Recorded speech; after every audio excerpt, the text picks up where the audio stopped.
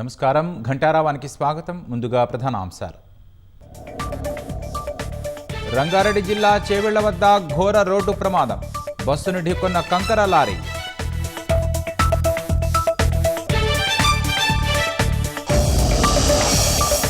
ప్రమాదంలో 19 మంది మృతి చెందారన్న మంత్రి పొన్నం. ఘటనపై విచారణకు ఆదేశించామని స్పష్టీకరణ.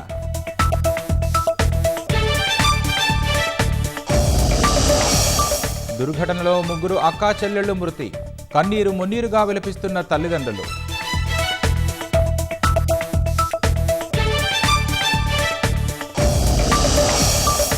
ప్రమాద స్థలంలో బంధువుల ఆందోళన.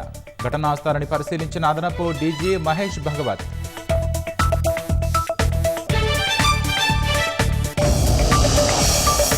చేవెళ్ల ప్రమాద ఘటనపై ప్రధాని తీవ్ర దిగ్భ్రాంతి. 7 లక్షల పరిహారం ప్రకటించిన కేంద్ర రాష్ట్ర ప్రభుత్వాలు.